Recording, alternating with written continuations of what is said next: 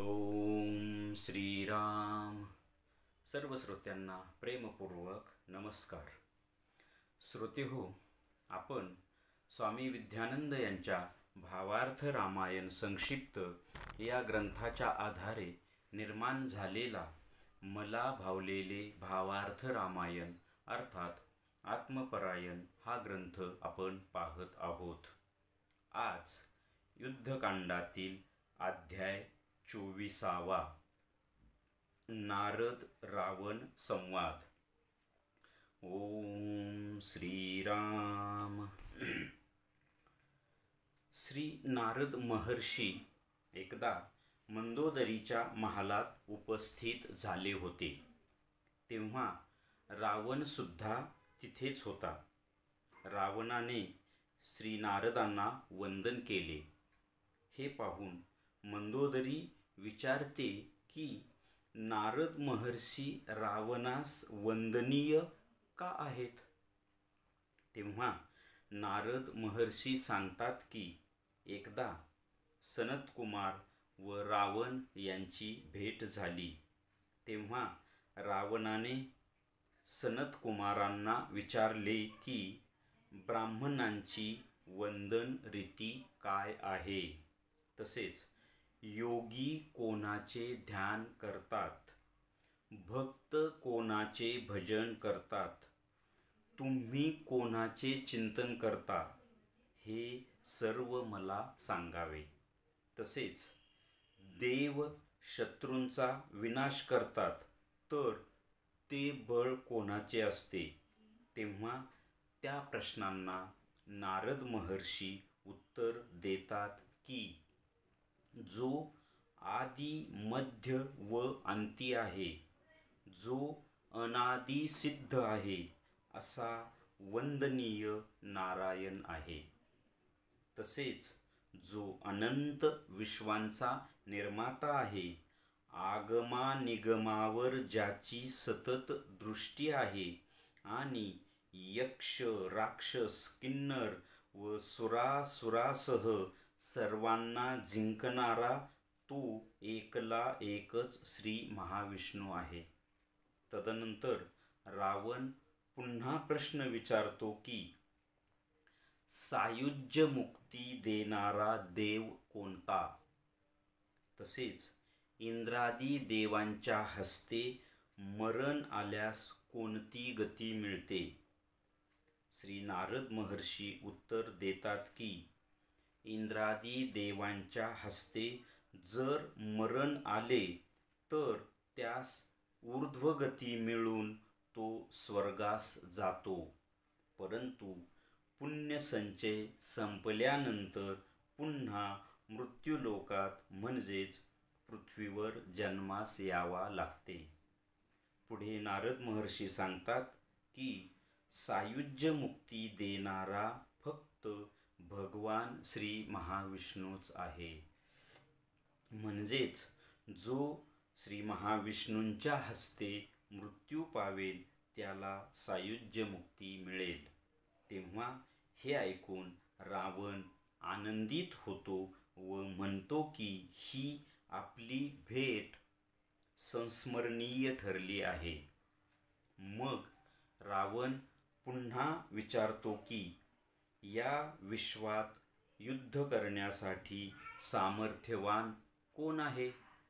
तेव्हा नारद महर्षी उत्तर देतात की हे विश्व अव्यक्तातून निर्माण झाले आहे व या व्यक्त जगात अनेक जीव एकमेकांशी शत्रू मित्रासारखे वर्तन करतात.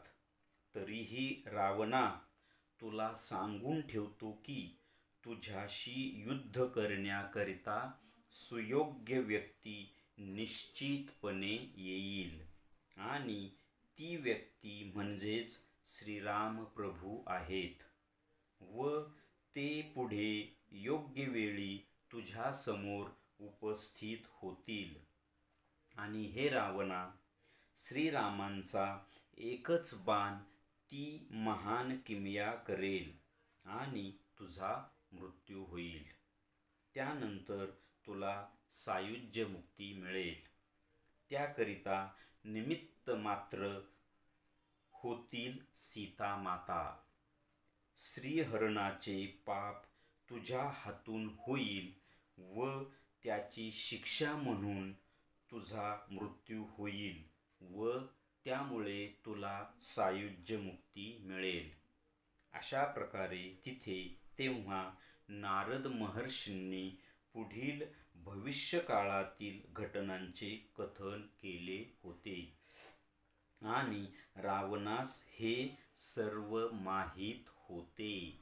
म्हणूनच त्याने जाणीवपूर्वक सीता मातेचे अपहरण केले होते.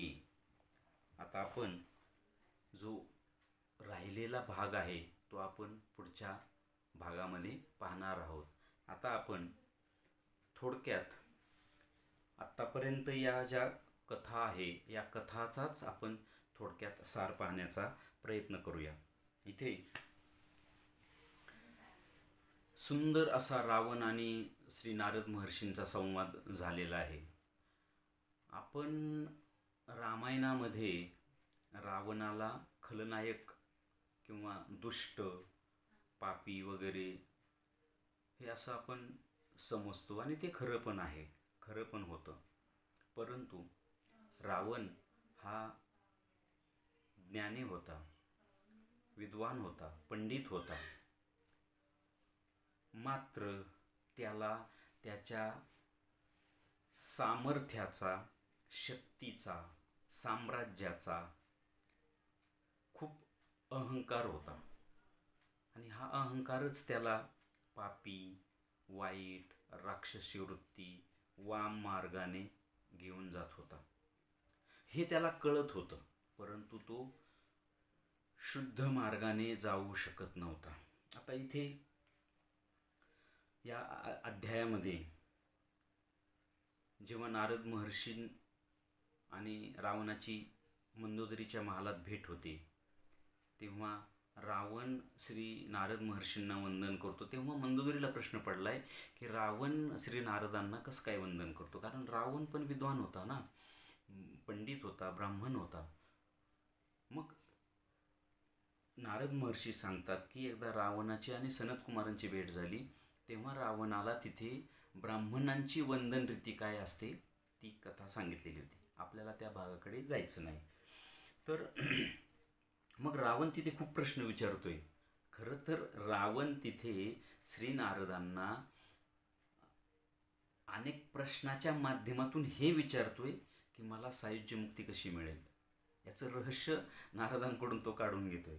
मग तो प्रश्न काय विचारतोय की बाबा त्यांनी सनत कुमारांनाच हा प्रश्न विचारलेला आहे आणि नारदांना पण हा विचार की ब्राह्मणांची वंदन रीती काय, योगी कोणाचे ध्यान करतात, भक्त कोणाचे भजन करतात, तुम्ही कोणाचे चिंतन करता, देव आणि शत्रूंचा विनाश करतात तर ते बळ कोणाचं असतं.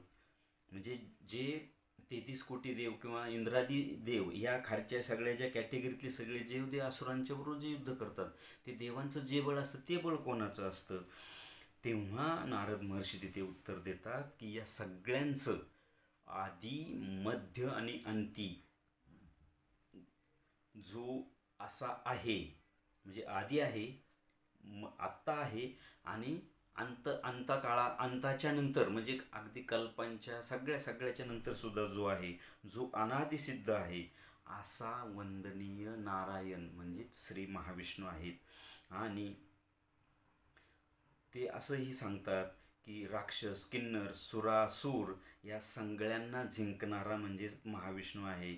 नंतर रावण पुन्हा प्रश्न विचारतो की सायुज्य मुक्ती देणारा देव कोणता.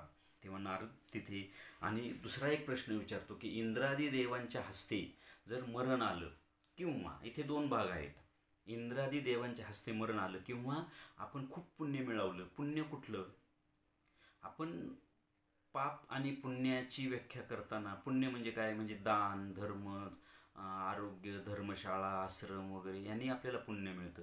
ह्या पुण्याने किंवा इंद्रादी देवांच्या हस्ते मरण आल्यानंतर आपल्याला स्वर्ग मिळतो, स्वर्ग सुखाची प्राप्ती होते, मात्र आपल्याला मुक्ती मिळत नाही. आणि तेच हा खरा भेद इथे आहे. आपण पुण्याच्या मागे पळतो तर आपल्याला पुण्य नको आहे, शुद्ध पुण्य हवे. शुद्ध पुण्याने सायुज्य मुक्ती मिळते किंवा मुक्ती मिळते. शुद्ध पुण्य म्हणजे जे जे मी काय करेल, चांगलं वाईट कुठलेही जे कर्म, किंवा हे जे मी आत्ता आपण म्हटलो आश्रम धर्मशाळा वगैरे हे जे निर्माण करणे, ह्या करण्यामागे माझा कुठलाही हेतू नसावा. ईश्वरार्पण बुद्धीने ते कर्म करावं. मग ते कुठलंही कर्म असो, किंवा आपला जो स्वधर्म आहे, माझा जो आत्म्याचा जो धर्म आहे, म्हणजे जे जे घडेल ते ते ईश्वराला समर्पित करणे. स्वधर्म जो बाप्पा तो नित्य यज्ञ जानपा तेथ वर्तता पापा संचारू नाही. हा स्वधर्म केल्यानंतर म्हणजे कुठल्याही हेतूने कर्म न केल्यानंतर जे होतं ते शुद्ध पुण्य, आणि त्याने माणसाला मुक्ती मिळते. मात्र हेतुपूर्वक केलेल्या पुण्याने किंवा इंद्रादी देवांच्या हस्ते मरण आल्यानंतर स्वर्ग सुख मिळतं किंवा स्वर्गाची प्राप्ती होते. परंतु ते पुण्य संपलं ना की पुन्हा या पृथ्वीवर या मृत्यूलोकात जन्म घ्यावा लागतो. आणि मग तो त्या जन्मात तुम्ही जशी कर्म कराल, तसं पाप केलं तर मग आणखी जन्म, पुण्य केलं तर पुन्हा स्वर्ग. तर ही येरझार थांबत नाही जन्ममृत्यूची.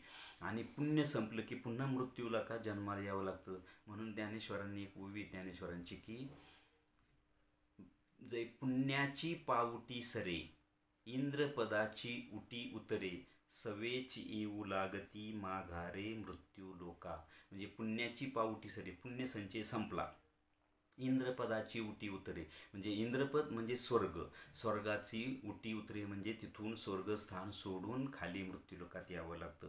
म्हणून इंद्रादी देवांच्या हस्ते मरण नको. रावण हा मरणासाठी विचारतोय ना, इंद्रादी देवांच्या हस्ते मरण नको, किंवा आपल्यासाठी असं पुण्य नको की जे हेतुपूर्वक की मला स्वर्ग मिळावं, मला स्वर्ग मिळावं, अशा हेतूने केलेली पुण्यकर्म नकोत. तर ईश्वरार्पण बुद्धीने जी कर्म आपण करू ना, तेव्हाच आपल्याला मुक्ती मिळेल. आणि मग रावण दुसरा प्रश्न विचारतोय की असा कोणता देव की ज्याच्या हस्ते मरण आल्यानंतर मला मुक्ती मिळेल. तेव्हा नारद सांगतात की तो देव म्हणजे साक्षात भगवान महाविष्णू. आणि ते नारद रावणाला हेही सांगतात. रावण पुन्हा प्रश्न विचारतो की या विश्वामध्ये युद्ध करण्यासारखी असा कोण आहे. तर मग आणि कारण हा शक्तिवान होता ना, म्हणून तो प्रश्न विचारतो. तेव्हा नारद महर्षी म्हणतात की बाबा रे, तुझ्याशी युद्ध करण्यासाठी सुयोग्य व्यक्ती येणार आहे, आणि ते म्हणजे साक्षात भगवान श्री महाविष्णू श्रीरामांचा अवतार घेतील, आणि ते त्यांचं आणि तुझं युद्ध होईल. त्यांचा एकच बाण अशी किमया करेल की तुला मृत्यू येईल, आणि त्यामुळे तुला सायुज्य मुक्ती मिळेल. आणि निमित्त मात्र होईल त्या सीतामाता श्रीहरणाचं पाप तुझ्याकडून घडेल, आणि त्याची शिक्षा म्हणून तुला श्रीरामांकडून मृत्यू येईल आणि तुला सायुज्य मुक्ती मिळेल. आणि तेव्हा रावण काय म्हणतोय की हे सगळं ऐकल्यानंतर रावण आनंदित होतो व म्हणतो की ही आपली भेट संस्मरणीय झाली आहे. कारण मला हेच उत्तर ऐकायचं होतं, मला हेच भविष्य ऐकायचं होतं. आणि हा जो संवाद झालेला आहे ना नारद आणि रावणाचा, तो संवाद श्रीराम जन्माला येण्याच्या अगोदर झालेला संवाद आहे. त्यानंतर कितीतरी वर्षांनी श्रीराम जन्माला आलेले आहेत. हे सगळं रावणाला अगोदरच माहिती होतं. म्हणून रावणाने जाणीवपूर्वक सीतामातेचं काय केलेलं आहे, जाणीवपूर्वक सीतामातेचं अपहरण केलेलं आहे. जाणीवपूर्वक केले, कारण श्रीराम तसं कसं मारेल ना रावणाला. महापाप घडल्याशिवाय मारू शकत नव्हते. आणि मग रावणाने श्रीरामांच्या पत्नीचंच अपहरण केलं. त्यामुळे श्रीरामाला युद्ध करावं लागलं आणि रावणाला मारावं लागलं. आणि हे रावणाने मात्र जाणीवपूर्वक केलेलं आहे. हेच मला वाटतं या अध्यायाचं सार असावं. हा अध्याय खूप मोठा आहे, याचे बहुधा 4 भाग होतील. त्यापैकी आता आज एक भाग संपलेला आहे. राहिलेले जे भाग आहे आपण ते पुढच्या भागामध्ये पाहू. श्रीरामार्पणमस्तु. हरिओम तत्सत. ब्रह्मार्पणमस्तु.